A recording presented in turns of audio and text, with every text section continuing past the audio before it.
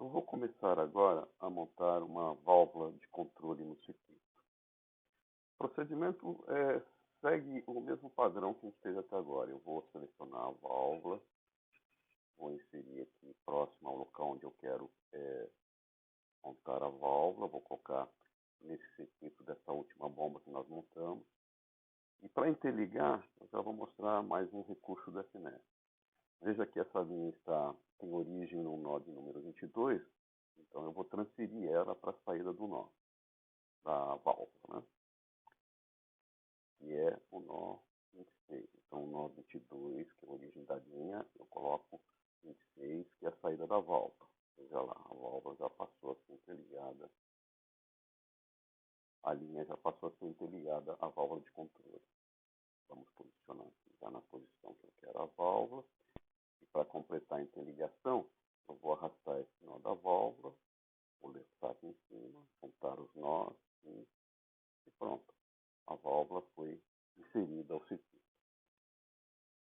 Para configurar a válvula, abre a janela de edição. No caso, eu vou selecionar uma válvula com CV máximo, vou dizer com CV máximo de 200. Ela vai seguir, então, uma curva linear com CV máximo de 200. E vou dizer que eu quero que essa válvula funcione como uma válvula de controle de vazão. Se fosse pressão, eu teria que controlar a pressão montante ou jusante, depende do interesse. Mas como é vazão, não importa qual que é o ponto de controle, é a vazão que está passando na válvula. Para terminar a configuração, então vamos dizer que é uma válvula de controle de vazão, vamos fixar em 30 toneladas por hora, ok. Vamos rodar.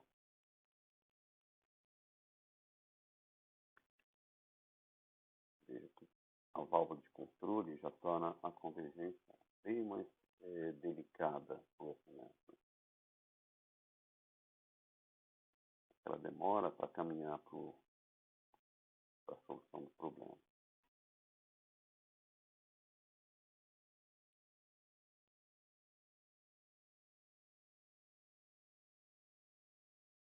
Mas foi. Vamos colocar a bandeira aqui na válvula. Aqui tem um pequeno desvio em relação aos 30 que foi configurado, mas ainda é uma convergência razoável. Agora eu vou mostrar uma coisa interessante. Eu vou colocar aqui afrouxar um pouco a convergência, um erro máximo de homicídio. Você vê que ainda é um erro pequeno, mas veja só o que acontece.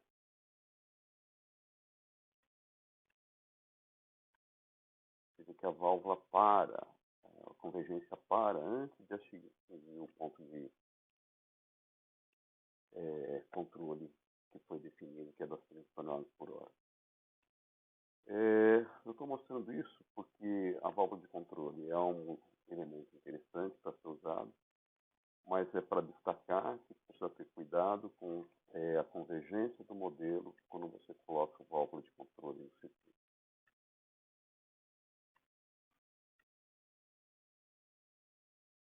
Um outro exemplo de válvula de controle, vamos lá para o primeiro exemplo da binária O3, abrir.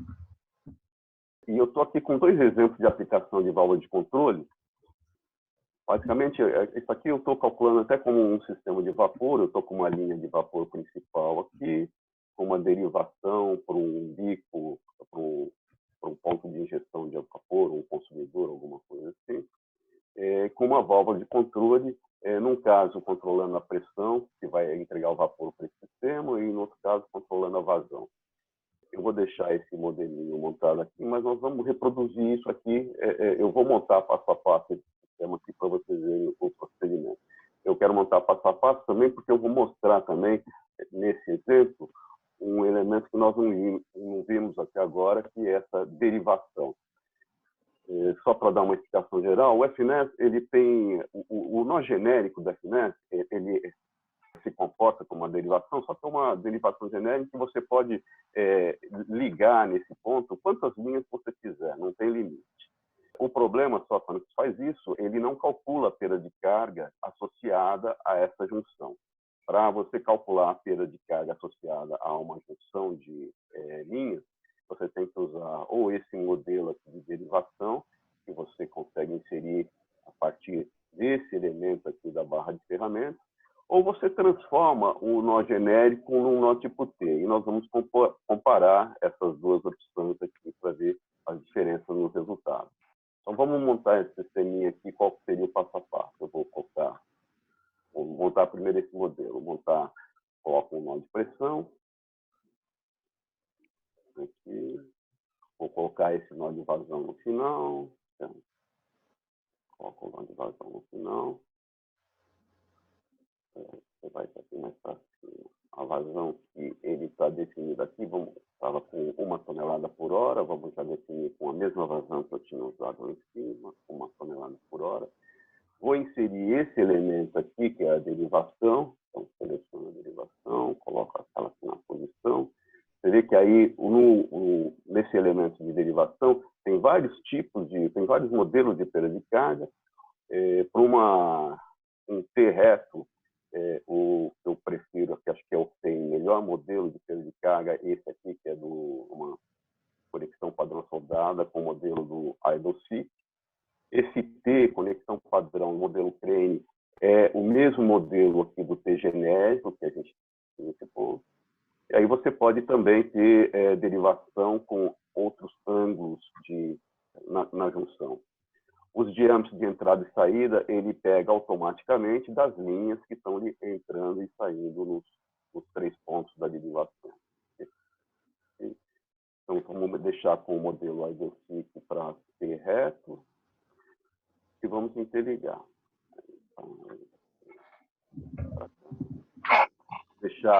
Vou deixar tudo no default. A gente deveria acertar o que é essa linha que está entrando nesse ponto. Então, mas de qualquer forma, nós vamos manter os 100 mm de diâmetro, 9 metros de comprimento.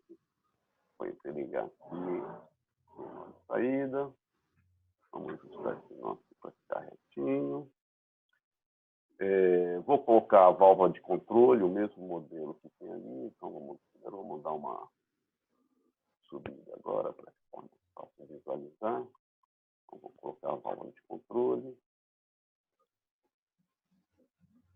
Ok, depois eu configuro a válvula. Vamos primeiro ligar ela.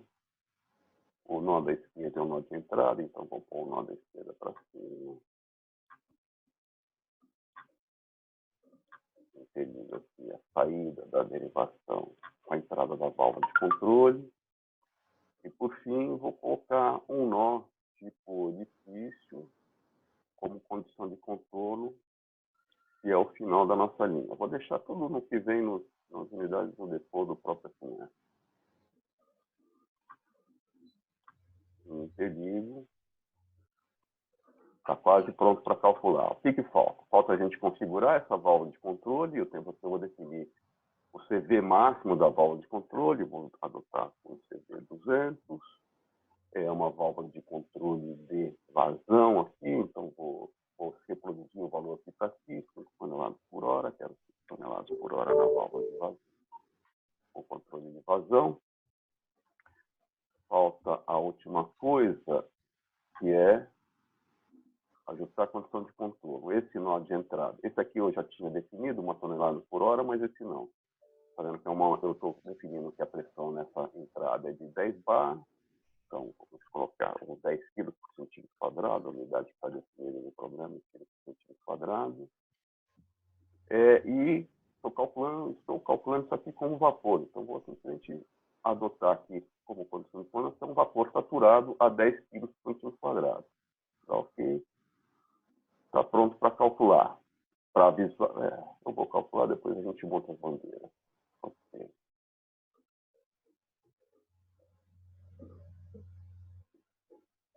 E foi para a solução, certo? Então, vamos colocar as bandeiras para visualizar os resultados. Em cima do nó, mesma condição que foi adotada anteriormente, de saída.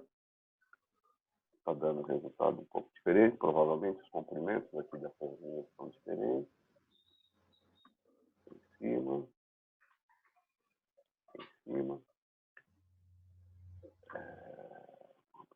Mais fácil de resultado.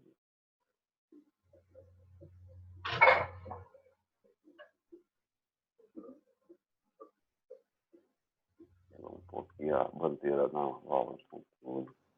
Nós tínhamos definido a válvula de controle com 5 toneladas por hora, e é o ponto que ela está controlando. E aí, nesse orifício que nós colocamos aqui, vamos colocar a bandeira esquerda, para dar os 5 toneladas por hora, a pressão que vai equilibrar com o coeficiente periódico Bouvier, que é o 3,69, igual ao caso anterior, e é isso que dá. A diferença de pressão que deu nesse ponto de saída aqui é basicamente porque os comprimentos aqui devem estar diferentes. Só para conferir, eu estou com 10,4 metros aqui eu estou com 9,2. Vamos colocar o 10,4 para deixar levar para o mesmo resultado, para não ficar uma dúvida. Esse aqui está com 11,5. 11,5.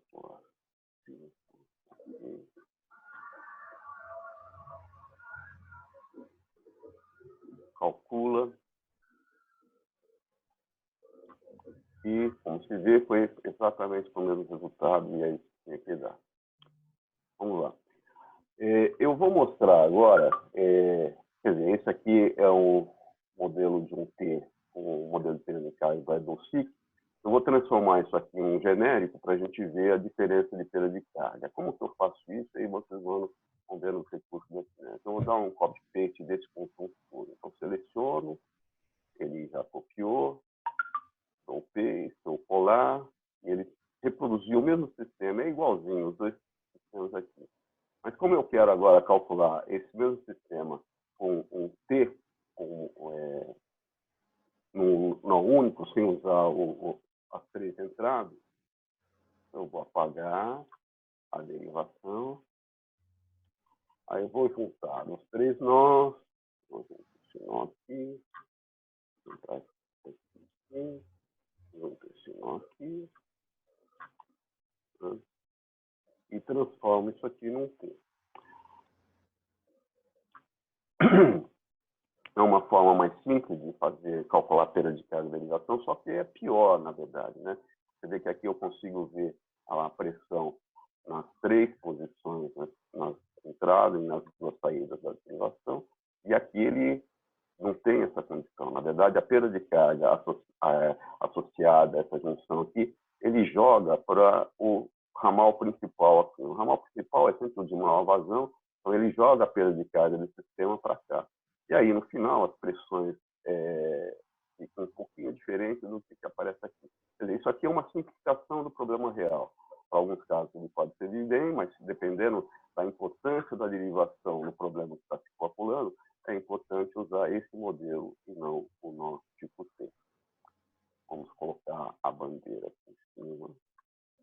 Vamos colocar uma bandeira aqui para ver a pressão, seria a pressão na saída do C. Aqui nem tem a pressão na saída do C, né? Mas vamos calcular. Faltou uma coisa no T, né? Quando eu transformei aquele nó no T, eu tenho que definir qual que é a derivação, né? Ele está pedindo aqui, é só para eu vou dar para lá para a gente ver só exatamente. Vamos colocar para o zoom, para a situação original. Dá para ver que essa linha aqui, que é a linha que sai a 90 graus da derivação, é a linha 21. Dá para ver aqui por baixo, na barra de resultados da Cinética aqui embaixo, dá para ver que é a linha 21. Ou abrindo a linha, eu também consigo ver que é a linha 21. Então, eu vou aqui no nó e marco que a linha 21 é a derivação do T. Tem que calcular de novo.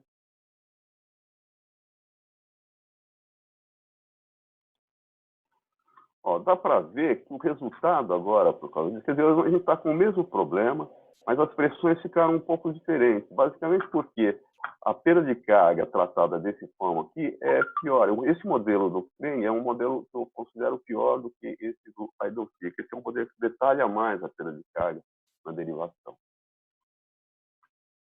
Se tiver com ângulos diferentes, então, mais importante é ainda usar esse tipo de derivação. Ok? Uma outra coisa que vale a pena mostrar aqui, que a válvula de controle em si, até agora a gente usou como uma válvula controlando a vazão. Eu poderia controlar a pressão na saída. Vou dizer que a pressão ajusante ali tem que ser de 5 kg. agora controlando a pressão no nó de saída da válvula e não a vazão. Só para ver, à direita, estamos aqui com 5 kg. E aí você tem toda uma redistribuição de vazão para essa nova condição que foi colocada. Então, com esse exemplo aqui, a gente viu um pouco da aplicação de válvula de controle e da aplicação da derivação no FNES. Okay?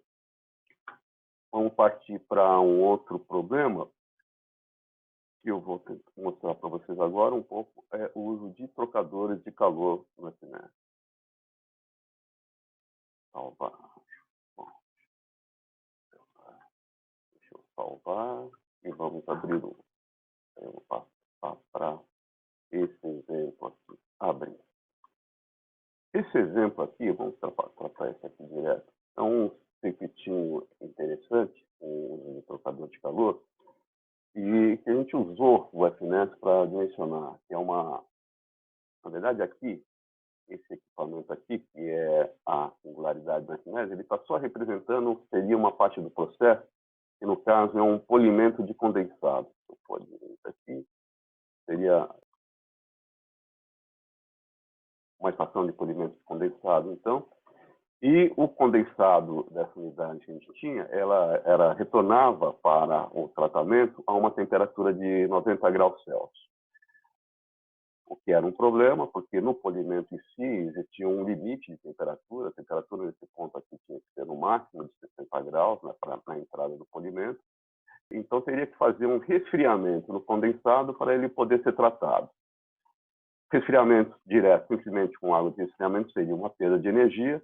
Então foi montado um circuito de recuperação. Você primeiro resfria o condensado para colocar na temperatura que se deseja aqui para o polimento, e depois o próprio condensado, depois de polido, ele vai ser reaquecido, e o reaquecimento do condensado é que faz o resfriamento do condensado bruto antes do polimento.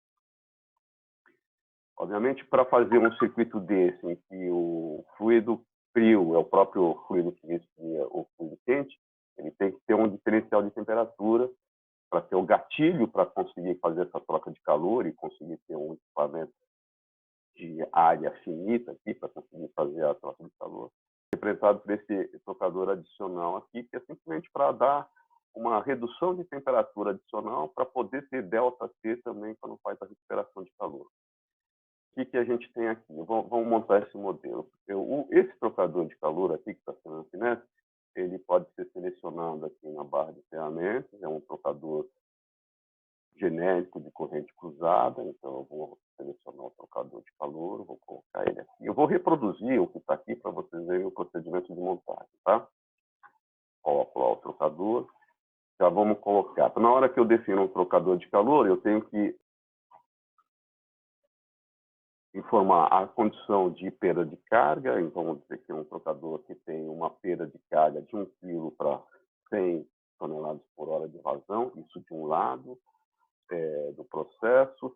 O outro lado do trocador a mesma coisa, 1 kg de perda de carga para 100 toneladas por hora. Bom, tem que mudar a densidade de referência aqui, tem que ser 1000 também, estou trabalhando só com água.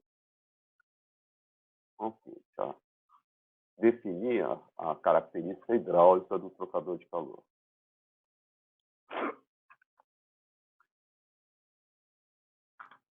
Vamos colocar um nó de pressão constante aqui para começar a interligar.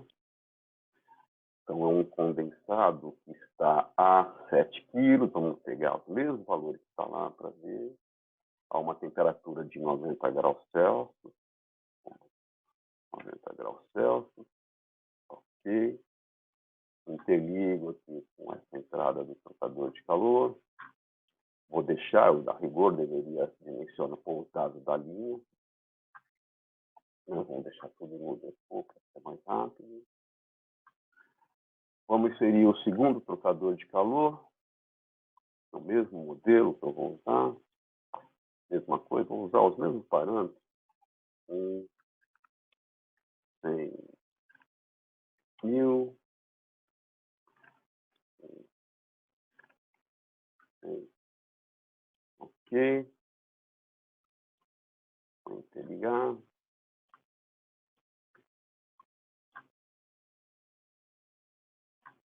Vamos colocar essa singularidade para representar o processo na mesma posição. Vou chamar de code dentro.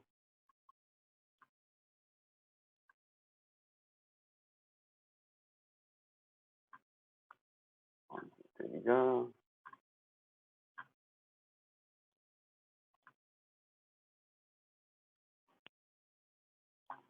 Agora, você vê que a saída do polimento está indo para a entrada de uma das entradas do trocador de calor. Eu sei que é essa primeira aqui. Então, ele simplesmente inverte o valor, fica um valor negativo.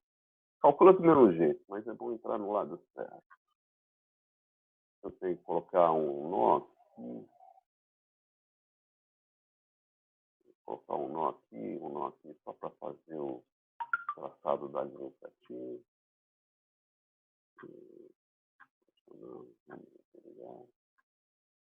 Fazendo interligação. Espero que eu não tenha sendo rápido demais, vocês consigam acompanhar, mas está certo. Vamos ajustar a figura. Colocar um nó de vazão constante, que é o que está, e é 100 toneladas por hora, a vazão que está sendo calculada para esse circuito, então usando todos os mesmos valores. Para cá. É legal colocar uma quebra aqui, vamos fazer uma quebra, só vir aqui, ferramenta de apoio, quebrar a linha, então já aparece o nó aqui para onde está, e ficar com o desenho bonitinho. Acesso todo o desenho. Aparentemente está. Ah, não, falta uma parte ainda, que é o resfriamento desse trocador aqui, que faz o gatilho. Vou colocar um nó de pressão constante aqui. 5 quilos, 25 graus Celsius, ok?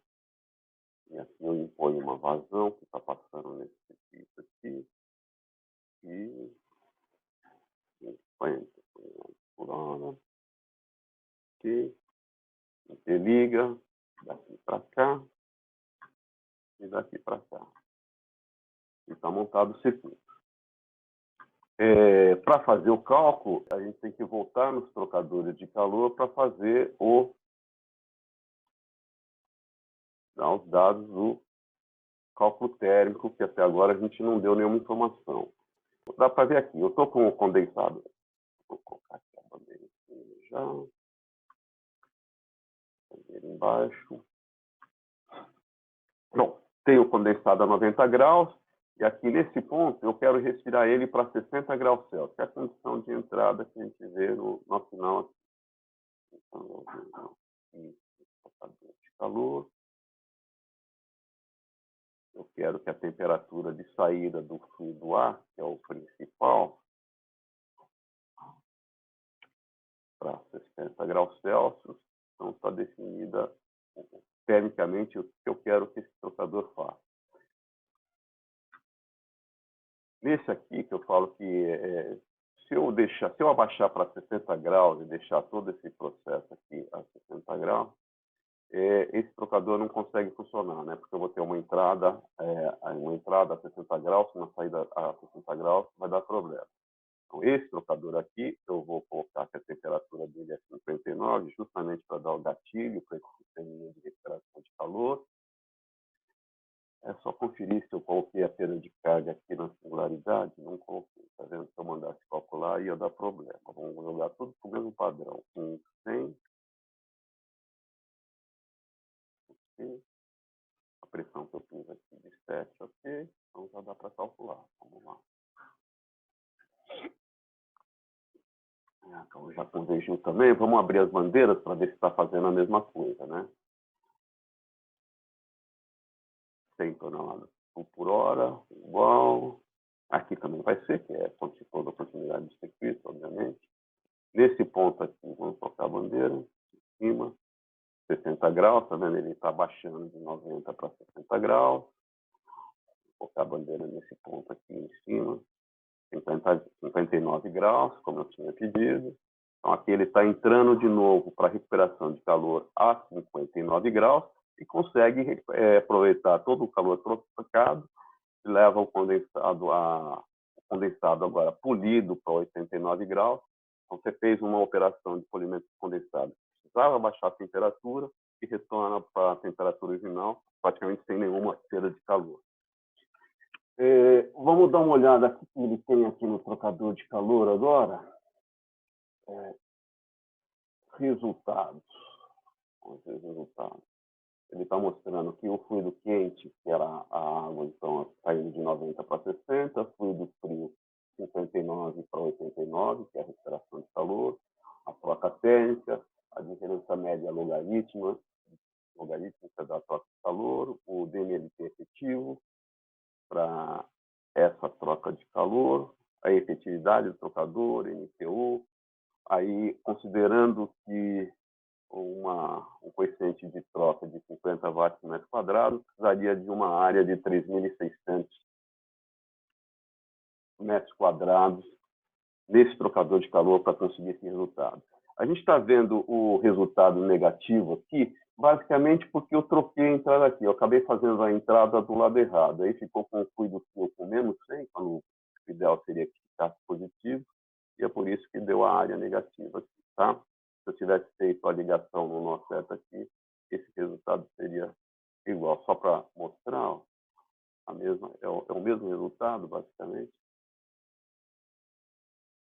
Então, na verdade, dá para ver aqui que essa mudança de resultado de entrada levou a área errada naquele trocador de calor, né? Então, a rigor tem que corrigir a entrada. Para corrigir, eu vou fazer o seguinte. Então, esse aqui é o nó 38. Esse aqui vai para o nó 38.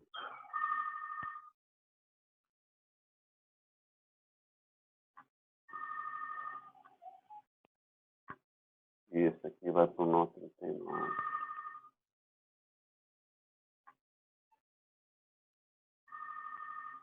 Ficar com os valores negativos dá problema, não dá resultado. Não.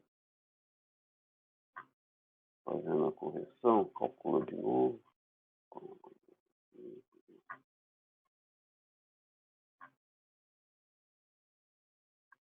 Ok. Agora sim. E aí está mostrando a área necessária para fazer essa troca de calor. Obviamente, com esse ΔT só de 1 grau que a gente está dando, de perda de 1 grau, vendo que a área que precisaria de um trocador de calor para fazer esse serviço é muito grande, né? Então, o sistema a rigor ele tem que ser dimensionado para uma coisa mais real, mais factível. Mas o processo de uso de trocador de calor é esse. Você viu que eu usei esse trocador aqui da base de ferramentas, que é o trocador genérico de corrente cruzada. A mesma coisa daria para ser feito com esse trocador aqui, que é um trocador genérico também, aí ele não chega a calcular a efetividade, só faz cálculo de MLT, mas sem calcular a efetividade. Eu tenho aqui em cima, o problema com esse trocador de calor aqui, é esse caso aqui. Como ele é um trocador de genérico, ele só trata um fluido. Mas eu posso fazer o cálculo acoplando a troca de calor entre os dois trocadores.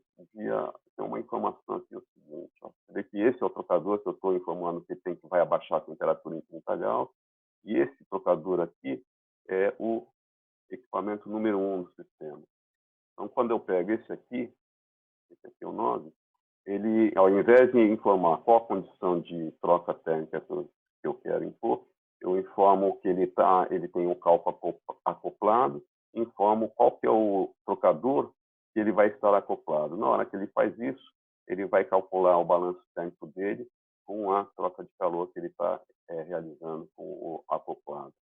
O resultado no final é o mesmo, mas a princípio esse aqui é mais fácil de usar, que acaba sendo mais simples, mais direto para o uso de trocador de calor.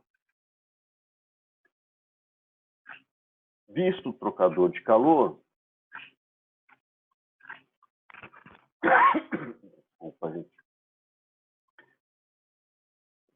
Vamos para o próximo exemplo que eu quero mostrar para vocês. Vai aqui. salvar primeiro para não perder. Próximo exemplo. Eu vou começar a mostrar para vocês um pouco dos equipamentos. Você vê que a gente está passando aqui pelos equipamentos que tem aqui nessa barra de ferramentas, né? Eu mostrei, então, o trocador de calor. Vou mostrar, então, agora alguns equipamentos de incêndio. Esse aqui é um exemplozinho que eu fiz de uma rede de sprinkler. Não é sprinkler, né? É bico de pressão, que é um sistema de dilúvio. O sistema de dilúvio, para quem não conhece, em petroquímica tem direto, né?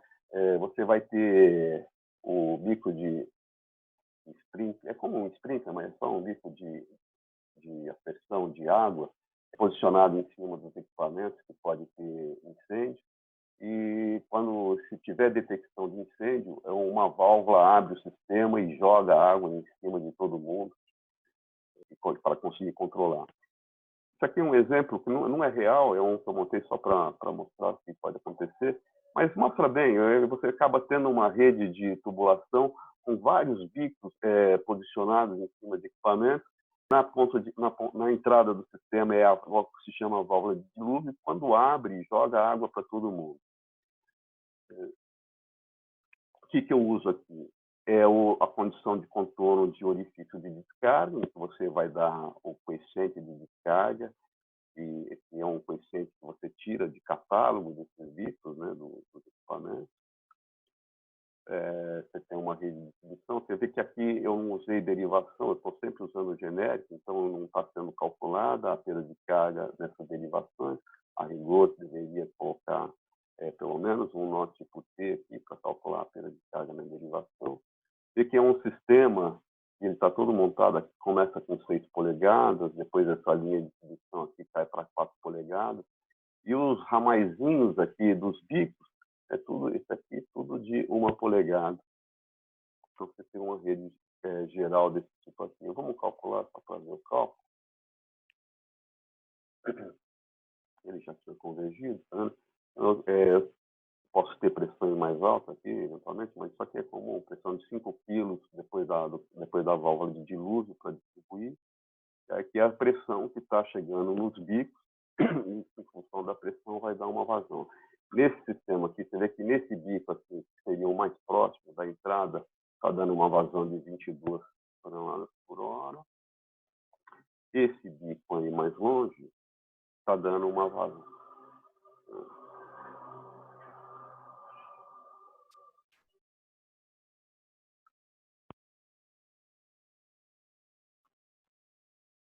Não está mostrando. É possível mostrar a vazão diretamente.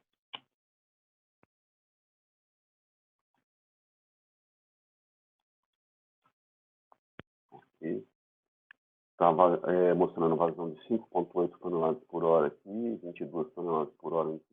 Tem uma diferença grande, né? E muitas vezes, e aí existem os critérios de dimensionamento desse tipo de rede. Essa seria uma situação não aceita, em que você tem que começar tem que provavelmente alterar o bico. Isso aqui tem que ser um bico menor que esse, para você ter condições de vazão uniforme ao longo do sistema. Mas isso aqui mostra, de qualquer modo, que você consegue calcular bem a distribuição do sistema desse, até para dimensionar o sistema, para fazer a seleção de bico em cada ramal, em cada posição. Eu vou mostrar aqui também, eu deixei desse jeito aqui para mostrar, que você vê que as setas que está mostrando a direção do fluxo, em todos os pontos são azuis, nesses pontos aqui ficaram vermelhos. Isso aqui é basicamente porque essa linha aqui, ela está interligada desse nó para esse nó. Você vê que as linhas, elas sempre têm um nó de início e um nó de final. Ela tem um sentido de interligação. E nesse caso aqui, ela ficou vermelha, porque ela está ligada desse nó para esse nó aqui, então o fluxo está ao contrário da interligação do nó. Se é uma linha que só tem trecho reto, curva, válvula, não tem problema nenhum, não faz diferença nenhuma para o escoamento. Mas se tiver transição, se tiver alteração de diâmetro ao longo da linha, isso tem influência no resultado da perda de carga. Então, a rigor, é importante você deixar, ou pelo menos ter controle, né, de que a forma como foi montado o sistema é a forma como você quer efetivamente. Se você está passando de uma derivação que está diminuindo de diâmetro ou está aumentando o diâmetro, você tem que ter controle desse processo, senão você pode ter resultados que não é exatamente o que você quer. O fato de estar interligado de forma errada, não está errado, mas não é o que se esperava dessa interligação, é fácil corrigir. Você vem nessa barra de ferramenta do QFNet, que é justamente para inverter a interligação. Aí vem aqui, vai uma por uma, ele está fazendo a inversão de ligação, corrigir todo mundo. Já que eu corrigi, pode ter mudança no cálculo, então vamos recalcular. Dá para ver que não muda nada, porque não faz diferença nenhuma. Ainda deixei uma aqui sem fazer a correção. Tá bom? Está corrigido. Como esse sistema ele não tem nenhuma redução de diâmetro dentro das linhas, não altera absolutamente nada o cálculo. E aí, mas de qualquer modo, agora fica tudo configurado conforme se pretende efetivamente. Não vou salvar, porque eu quero manter aquele errado mesmo como modelo. Vamos partir para o próximo exemplo. Outro ponto de salvar, não. No C, no D. Aqui está mostrando alguns equipamentos de incêndio que você seleciona aqui por esse botão aqui da barra de ferramentas. E o que a gente tem? Bom, vou abrir agora abriu a janela de edição do equipamento de incêndio. Eu posso um canhão monitor, gerador de espuma, cortina de água, hidrante de parede, hidrante tipo T. Tem vários modelos para configurar aqui, mas esses modelos eles são basicamente figura, é só o desenho, é só a representação que aparece no diagrama. A perda de carga que vai ser usada para calcular a vazão ou a ponto de equilíbrio do sistema é dada direto pela pressão nominal e vazão nominal de dimensionamento do equipamento. É isso que define a vazão e a pressão de equilíbrio do resultado de cálculo. A seleção aqui de modelos aqui é só para dar figura de representação. Para quem está fazendo rede de incêndio, isso aqui pode ser interessante para você montar o diagrama da rede lá para apresentação em relatório. Okay? Um outro detalhe, você pega,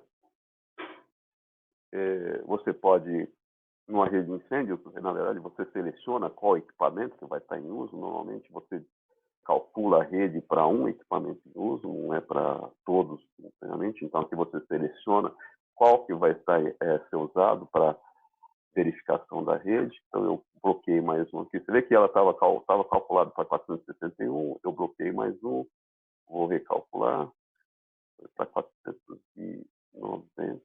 Provavelmente o cálculo estava errado. Vamos voltar para as situações. Não. Estava com 580, com os 3 equipamentos.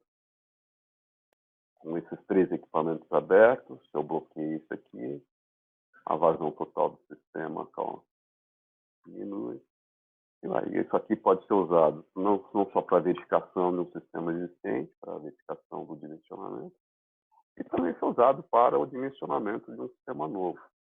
Sempre pensando o seguinte, o FNES não calcula o diâmetro da tubulação, mas você pode usar isso aqui para achar o diâmetro correto. Eu vou fazer isso aqui, vou mostrar o seguinte.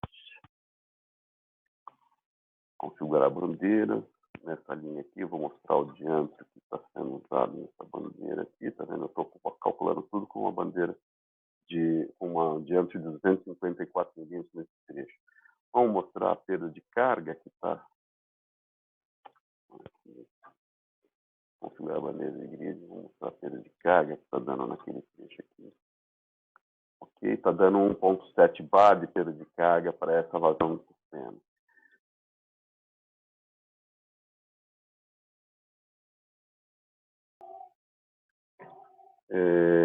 O que eu tenho aqui? 200 milímetros. Então, a rigor, se eu quiser, vamos voltar viu que interessante que ele carregou agora com em inglês. Deixa eu voltar para o português. Configurar bandeiras e grids. Eu vou pôr diâmetro na entrada. Velocidade na entrada. Vamos dizer que eu acho que essa velocidade é muito alta, eu não gosto disso. Vamos ver, aqui já está baixo, está normal, aqui está normal, então é só nesse ponto. Eu quero corrigir esse diâmetro aqui para ficar uma coisa mais razoável. A rigor, eu posso vir aqui, corrigir um por um. Aqui era fácil fazer a correção por um, mas se eu tiver um sistema grande, o que eu tenho que corrigir o diâmetro em vários pontos, o FMS tem um recurso interessante. Eu posso vir aqui, eu seleciono a linha, altera dados, aí eu passo todo mundo aqui para 254, então aumento para 10 polegadas de diâmetro. Só para ver, tá vendo? Todo mundo já foi alterado. Então, quando eu faço isso, tudo que tiver selecionado, eu consigo fazer a correção de diâmetro. E acho que para quem está projetando um sistema novo, isso é importante para você chegar rapidamente no diâmetro que seja aceitável para o projeto. Então, mudei o diâmetro, recalcula e cheguei numa velocidade aparentemente mais favorável. Mas, aparentemente, porque eu digo o seguinte, em redes de incêndio, velocidade de escoamento de até 5 metros por segundo é aceitável normalmente, não tem grande problema, porque a perda de carga for compatível, você pode trabalhar até com 5 metros por segundo. Essas velocidades de 2, 3 metros por segundo, elas são limites aplicáveis mais para sistemas contínuos, né? Não é para sistema intermitente. Uma rede de água de resfriamento certamente vai ser com velocidade de 2, 3 metros por segundo, a velocidade máxima recomendável do projeto, mas para incêndios 5 metros por segundo acaba sendo aceitável. Vimos mais um modelinho de rede de incêndio, vamos para outro modelo. Não. Esse aqui é um modelo bem simples. Na verdade, eu estou montando isso aqui como uma linha de vapor para a gente ver a capacidade de cálculo de perda de calor no FMS, né? Só para ver, eu selecionei isso aqui, a água, está selecionado como a água, eu estou entrando como vapor saturado, está calculando, estou impondo que é uma vazão de 5 toneladas por hora no circuito, é uma linha de 4 polegadas, 100 milímetros de diâmetro. Então, tem uma perda de carga de 0,7 bar, normal. Agora, veja só, vamos dar uma olhada só em configuração. Está habilitado, então, o cálculo de distribuição de temperatura, significa que ele está fazendo o balanço de energia. Então, essa entalpia de entrada aqui vai ser carregada para o ponto de saída nessa linha simples aqui. Mas se eu impuser, você vê que vai ser calculado perda de calor na linha também, você vê que eu desabito aqui, habito de novo, ele vai pedir qual que é o coeficiente de película externo para a troca de calor.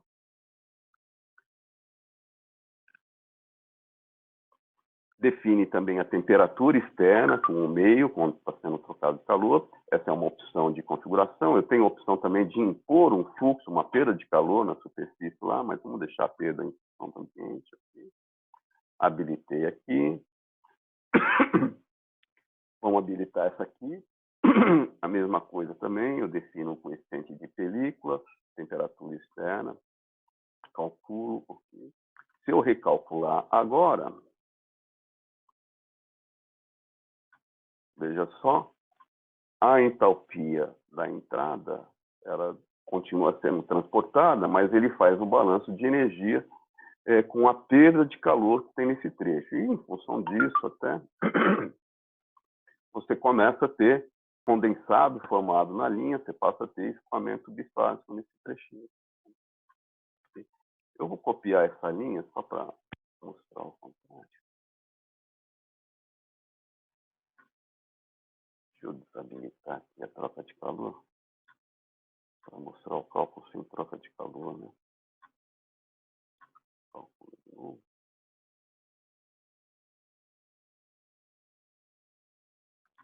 Tá vendo?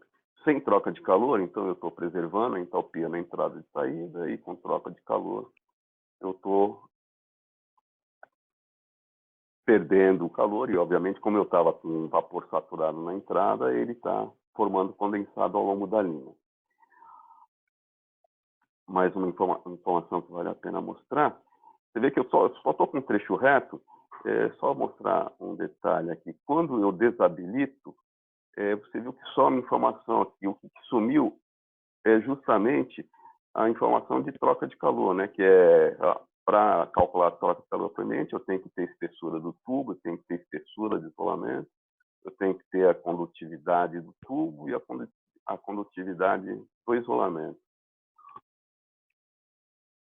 Dizer que o isolamento, só para mostrar a importância do isolamento, eu vou deixar só, eu não vou colocar 0, porque eu tenho medo de dar erro de cálculo. Então, deixar 1 milímetro só que vai ter para diminuir o isolamento. Não, condutividade. Mantém aqui.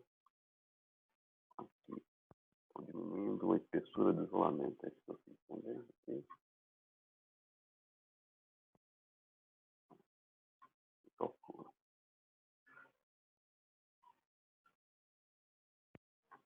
Tá vendo? Eu vou dar um undo aqui para mostrar o resultado do cálculo anterior. Tá vendo? A gente estava com 2767 entalpia no final do sistema, antes de diminuir o isolamento. E aí, aumentando a perda, foi para 2729. A perda de calor na linha. Olha, pessoal, isso que eu queria mostrar, que eu preparei para mostrar para hoje. Deixa eu só ver se tem mais alguma coisa. Não precisa salvar. O que eu preparei para hoje é isso. O que eu vou fazer agora, acho que seria interessante, para quem estiver interessado em treinar um pouco sobre montar as coisas na internet, eu vou voltar a esse exemplo aqui do trocador de calor. Isso. Eu vou mandar justamente essa figura para vocês, com as informações que estão aqui. E para quem quiser treinar um pouco, tenta reproduzir esse sisteminha aqui para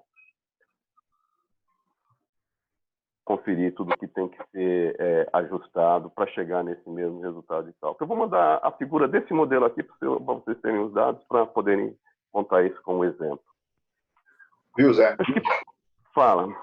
Então, uma das perguntas foi justamente com relação a esse exemplo. A pergunta foi o que aconteceria se não tivesse esse trocador de partida. Ah, tá. Eu vou. Para rigor, eu nunca calculei, mas eu sei que fisicamente é impossível fazer isso aqui, né? Sem esse trocador esse que a gente fala que é o gatilho, mas vamos lá.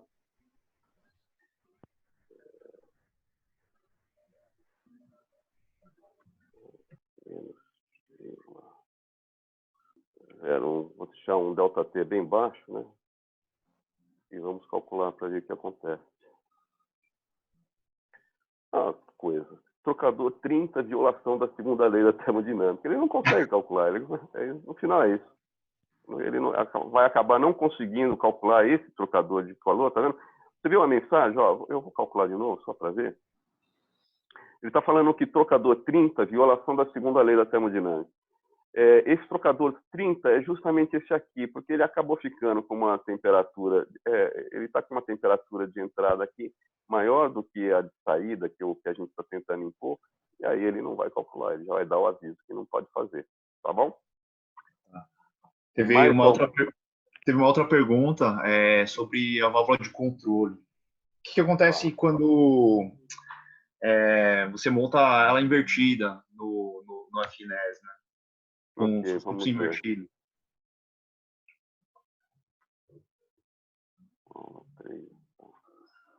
Vamos pegar esse aqui, né? Eu vou fazer isso aqui para inverter essa válvula aqui, ó. Esse aqui é o 921, então esse aqui vai para o 20, vai para o 21. E esse aqui, então, é o 920.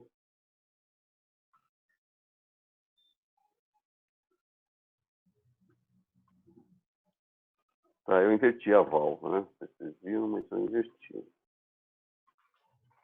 Vamos ajeitar isso aqui, que tá bagunçado. Tem que passar a bandeira para cá. E vamos calcular. Não sei se vocês viram. Vários problemas aqui, né? Ela ficou vermelha porque está invertida a passagem, a mesma coisa que eu mostrei na linha, e quando a ligação, tipo, o fluxo estiver ao contrário da ligação, ele vai indicar que está passando ao contrário. E ele não conseguiu calcular, porque, não sei se vocês lembram, aqui eu estou impondo que a pressão do set point é 5 kg a jusante. Só que, à medida que você inverteu a válvula, o jusante passou a ser a entrada da válvula, então ela não conseguiu calcular. Pode ser que eu consiga calcular, se eu inverter aqui. Você vê que ele dá uma indicação de onde está a posição de controle, né? Vamos ver o que ele consegue fazer.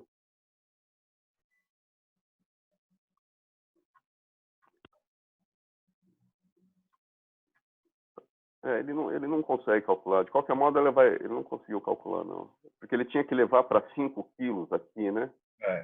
O ideal é sempre fazer no sentido correto. De qualquer modo, se quando aparece vermelho, assim, algum símbolo que você está usando, e se ele está mostrando um resultado em vermelho, vai olhar o que está acontecendo, se algum problema pode ter. Certo? Na válvula de controle não vai funcionar se ela estiver ligada invertida. Dá para ver isso. Eu nunca tinha testado isso, gente. Estou descobrindo agora também. Uma outra pergunta é com relação a cálculo de gases, né? Daí, em específico, o ar. Como que seria o dado de entrada? Você vê que aqui eu estou calculando com vapor, né? Todo esse sistema aqui foi calculado com vapor, né? Que eu estava entrando com equação de estado da água e vapor saturado. Se eu quiser ar, eu posso entrar aqui como gás perfeito e peso molecular. Aqui ele já está até como peso molecular do ar, ok? Só que aí não pode ser mais vapor saturado. Aí eu tenho que corrigir aqui, eu tenho que dar uma temperatura. Vamos ver que está com ar a 100 graus Celsius. Tem que tirar aqui. E vamos calcular.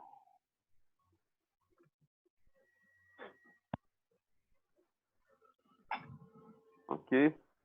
Ele passou a calcular como ar. Também tem a parte de mistura de gases, né? Também daria para usar. Então, na seleção de fluidos, você viu que eu pus ar perfeito, mas o próprio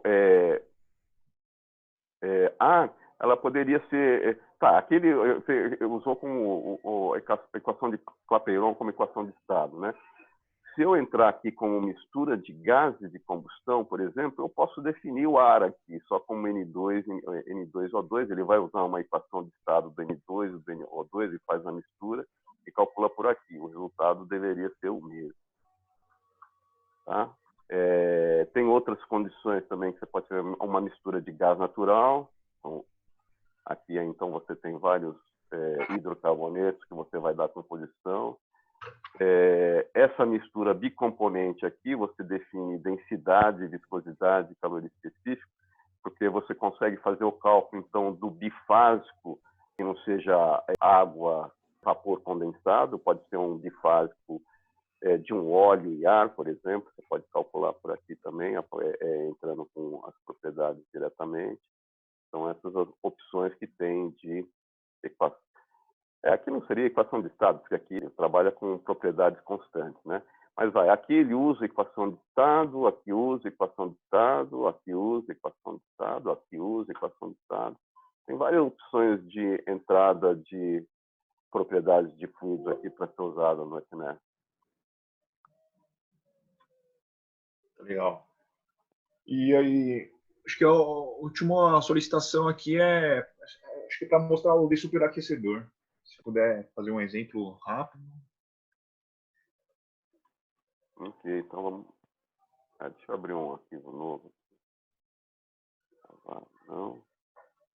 Vamos colocar aqui vapor, pressão 10 quilos. Eu vou calcular com aí temperatura, vamos pôr 300 graus, vapor a 300 graus, a 10 quilos. Se bem que não está 10 quilos, né? Está 10 quilos, 300 graus. Vamos colocar o D super lá. Ok, estava falando que ele só funciona usando a tabela flutuação de estado da água.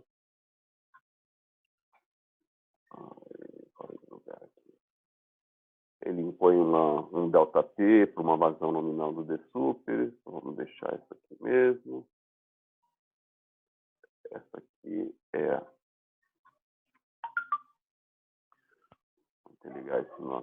entrada do DSU. Ok. Eu acho que ele está reclamando porque ele não está trabalhando com água. Eu acho que você tinha mudado para ar, né, Zé?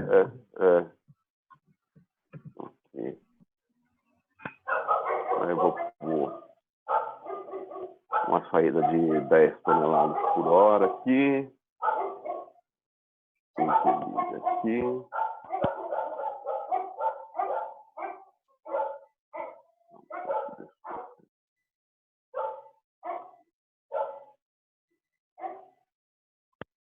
Aqui eu defini 300 graus, então vamos colocar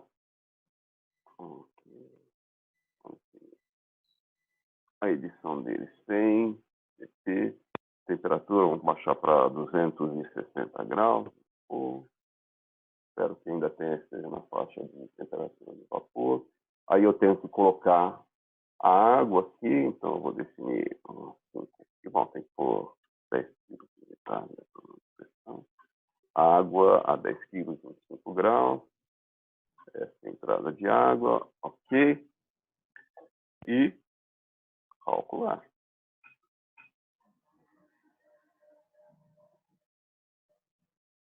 Então, vamos lá. As bandeiras.